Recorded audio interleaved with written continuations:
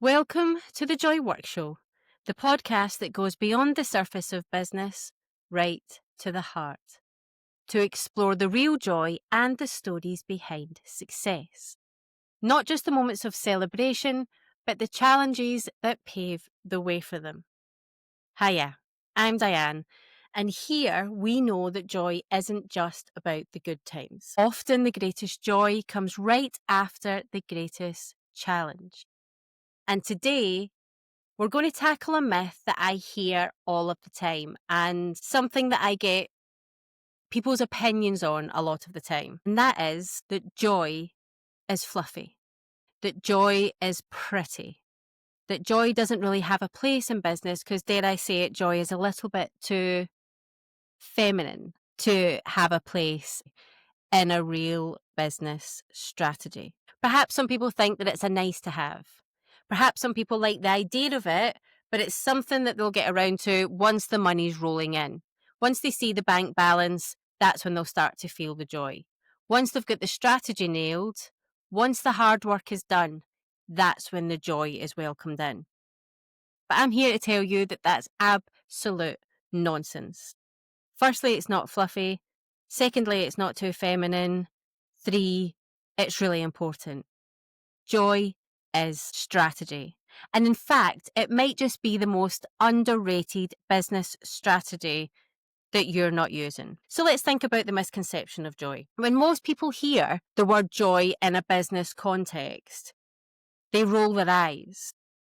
They think that I'm talking about rainbows and glitter and motivational mugs, but let's face it, who doesn't love a motivational mug? Or forced smiles. But that's not joy. Well, it's not the joy that I want. That's performance. Real joy for me is gritty. Real joy shows up in the messy middle of business. Real joy shows up on the days where you're unsure if you even want to keep the business going anymore, the days you want to burn it all down. When you're staring at a blank sales page at 2 o'clock in the morning, when a client ghosts you, or when you launch something that you thought was magical and then it flops. Joy isn't the absence of challenges. It's the thing that gets you through them. It's the reason that you do the hard things within your business. It's resilience. It's clarity. It's that quiet conviction that says, I know it's hard. I know it's difficult, but I'm still in the right place. I can keep going. Joy is a differentiator. We're living in a really noisy world. Every niche is crowded. There are 100 people and more who can sell what you sell, coach what you coach, teach what you teach, or do what you do. So why should anyone choose you? It's not your pricing. It's not your logo. It's not even your product half the time. It's you. It's your energy. People are drawn to joy like moths to a flame. Think about it. Would you rather buy from someone who's constantly stressed, frantic, keep pushing scarcity at you? They seem panicked. They're flip-flopping and swapping and changing about what they're talking about, what they're selling to you, and everything feels desperate.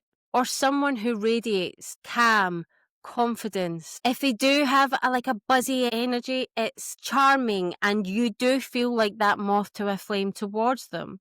They make you feel seen and safe.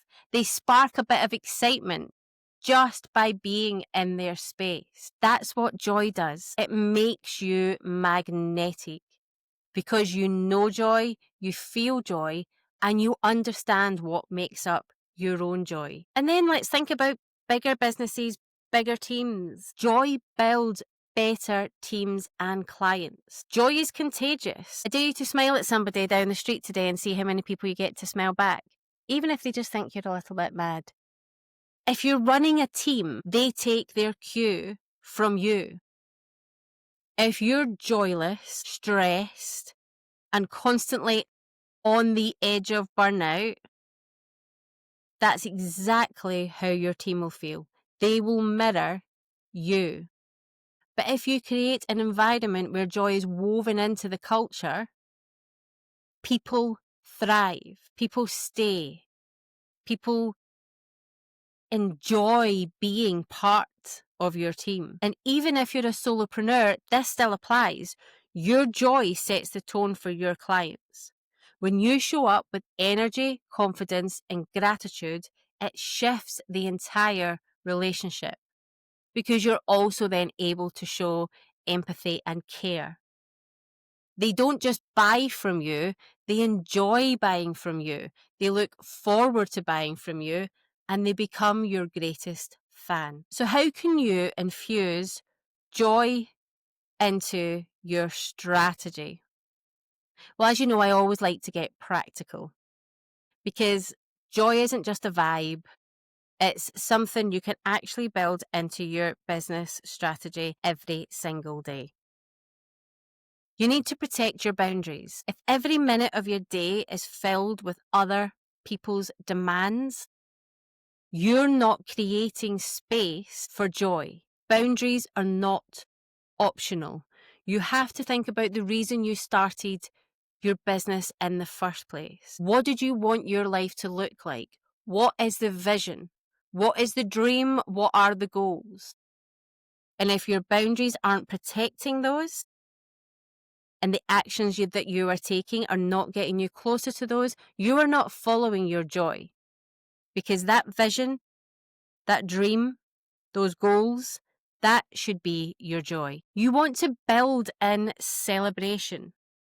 Don't just wait until the big launch or the 6-figure milestone or whatever the milestone that you have in your head that you think that is when I can finally celebrate. Celebrate all of the small wins that you have within your business. And whatever small wins is all down to you. It could be sending an email that you were dreading sending. It could be getting through Monday because Monday happens to be a very difficult day for you. It could be doing the big scary thing that you've been putting off for a week. It could be finally getting the accountant the thing that they've been asking for 3 weeks that you keep forgetting to send. Or it could be the big launch. It could be a new product. Whatever it is, celebrate every stage. Acknowledge it, welcome it, enjoy it. Align your offers with your joy. Your offers are the most important part in your business. If you remove the offers from your business, you don't have a business because your offers are what you sell. That's how you create your income. Your offers are what your clients and audience get excited about, and your offers are what you then deliver. But if you're delivering something that drains you every time, that energy then seeps into everything. Now, it's okay to be drained in a joyful way. It's okay to know that, say, you deliver a course that you do twice a year and you know it's a huge launch, and for that huge launch and some point of delivering the course, it is your most manic time in business. You know you're going to need lots of energy for it. You know it's going to be your main focus, but it's 2 very concentrated times of the year. That's absolutely fine. You will be drained of energy, but in the best way. You will feel content and satisfied that you're having the impact and building the business that you want. But if you're delivering something that drains you every time and you're not having the impact, you're not creating the income, and you're not building the business that you want, you've got to ask yourself, where's the joy here? If there isn't any, it's time to tweak.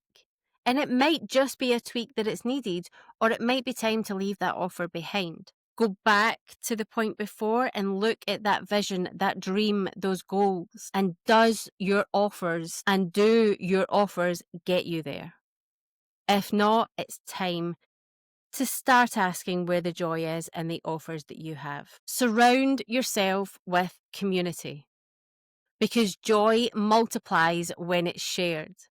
When you're in a community that shares its joy, shares its celebrations, as well as its challenges, it is magical. By sharing your wins, I promise you will see your wins multiply.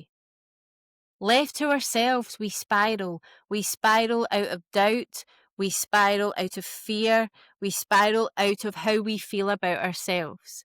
But surrounded by the right people, we expand. We see what is possible. And on the days that we can't see it, we have others hold us up just over enough that we can still see it. Think about where you're spending your time. Now, I want to challenge you on this. If you've been telling yourself that I'll make space for joy later, you won't. Later isn't promised and later doesn't always exist. And joy isn't a reward. It's the fuel that gets you to the reward. Without joy, your business is just another job. And if you wanted another job, you wouldn't be here. So stop treating joy like fluff. Start treating it like the strategy it really is. Okay, let's wrap this up with my 3 big takeaways. And if you're going to take anything away from the episode, take this: that joy isn't fluffy. It's the fuel that powers resilience, clarity, and magnetism in your business. And don't tell me you don't want more of all 3 of them. Number 2, that joy makes you magnetic. It attracts the right clients, builds loyalty, and creates spaces where people want to stay. And I promise you'll probably have more fun. Number 3, joy is a practice. It is something you choose. It is a decision that you make. Protect your energy, celebrate progress, and make sure what you're building actually lights you up. If this episode resonated with you, I'd love for you to join us inside the Joy Work Club, our free community where joy, courage, and strategy all come together. And if you're ready to go even deeper, get yourself on the Joy Work Members Club guest list. That's there. We don't just talk about joy, we implement it with accountability and action. Thank you for tuning in to the Joy Work Show. If you've enjoyed this episode and others, please subscribe, leave a review, share it with a friend wherever you are watching this, because it really helps more people find us and helps us keep spreading the word. Until next time, keep choosing joy, keep building a business that feels like freedom.